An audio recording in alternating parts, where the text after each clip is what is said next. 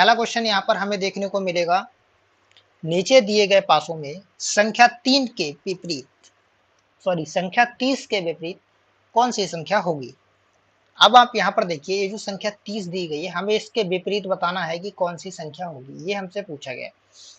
देखिए 30 पासे में हमें यहाँ पर दिया गया है, ठीक है। तो अब देखिए करना क्या है आपको, सिंपल सा। अब देखिए 30 यहाँ पर, 30 यहाँ, इस पासे में 30 नहीं दिया गया है, तो हमें क्या करना है, हमें वो नंबर देखना है जो हमें कॉमन दिया गया है। तो आप देखेंगे 50 यहाँ कॉमन है और 50 यहाँ पे भी, दोनों पासों में, तो इनकी 50 हमारे पास कॉमन संख्या है।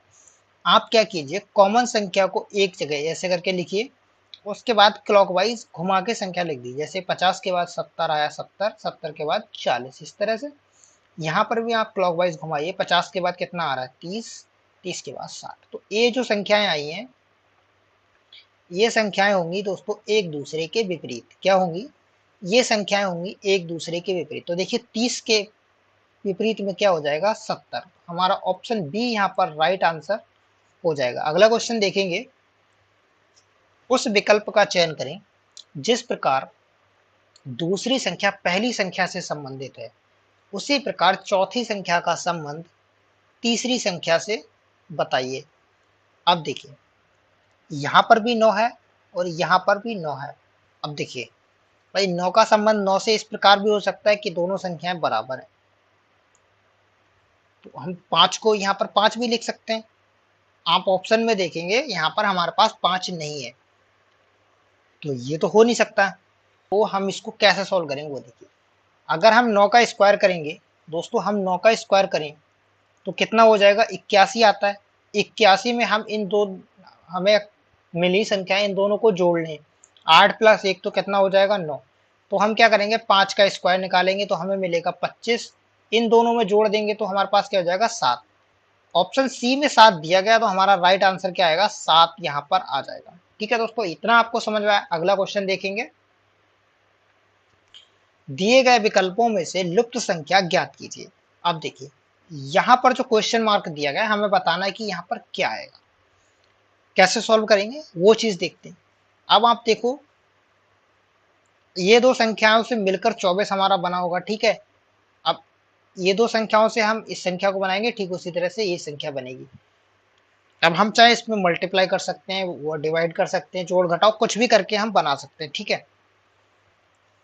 अब देखिए अगर हम, ये संख्या बड़ी है ये वाली छोटी, तो हम इसको माइनस कर दें, लेस करेंगे तो कितना बचेगा, देखिए 46 में से 22 जाएगा तो दोस्तों 24 बचेगा।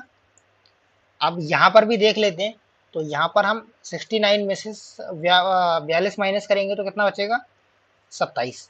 भाई ठीक चल रहा है, बहुत सिंपल है। तो हम 79 में से क्या करेंगे 38 माइनस करेंगे, क्या करेंगे इसको माइनस करेंगे 38। तो 38 जब माइनस हम करेंगे तो देखिए कितना बचेगा, एक और ये 4, 41 बचेगा। तो 41 क्या हो जाएगा दोस्तों, राइट आंसर हो जाएगा, जो कि ऑप्शन सी में दिया गया है। तो हमारा राइट आंसर क्या होगा दोस्तों, ऑप्शन सी 41। चलिए अगला क्वेश्चन देखेंगे, आकृति का अध्ययन करें और बताएं कार्डबोर्ड और प्लास्टिक से कितने डिब्बे बने हैं।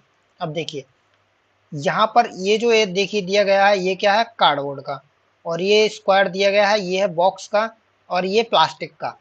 अब देखिए पूछा क्या गया है, कार्डबोर्ड और प्लास्टिक से कितने डिब्बे हैं, यानी कि ये जो ट्राइंगल में आ रहे हो और इस प्लास्टिक वाले में, सर्कल में, दोनों में आ रहे हो, वो हमें बताने। तो आप देखेंगे, देखिए ट्राइंगल, अब देखिए ट्राइंगल, तो प्लास्टिक में अगर आप देखेंगे तो 685 ये है, ये भी है, ये भी है, लेकिन हमसे पूछा है कि प्लास्टिक और कार्डबोर्ड दोनों में जाना, ठीक है। तो आप देखेंगे ये देखिए ये सर्कल, तो इसमें आप देखेंगे सिर्फ 20 फंस रहे हैं जो प्लास्टिक और कार्डबोर्ड दोनों से हैं, ठीक।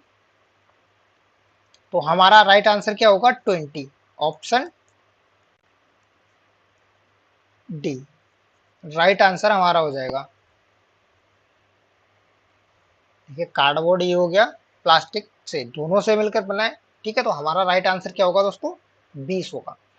चलिए अगला क्वेश्चन देखेंगे, किसी निश्चित कोड भाषा में डिजिट को टिजिट और कोड को ईडो के रूप में लिखा जाता है।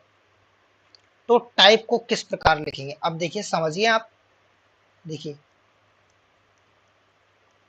डिजिट को क्या लिखा है, TIGID, TZ, ठीक।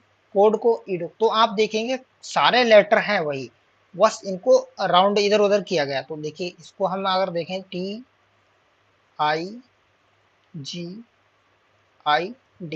तो आप देखेंगे पहली संख्या का हेर फेर किया गया है। उसी तरह कोड में आप देखेंगे, देखिए COD, कोड में EDOC, तो देखें पहली वाली संख्या को इधर लिखा है, देखिए पहली और ये लास्ट, तो ये संख्या क्या की है, एक्सचेंज किए। ठीक, आप उसी तरह देखेंगे, देखिए TI और इसका 5वां लेटर वो सेम। तो हमारे पास देखिए क्या दिया गया, टाइप TYPE,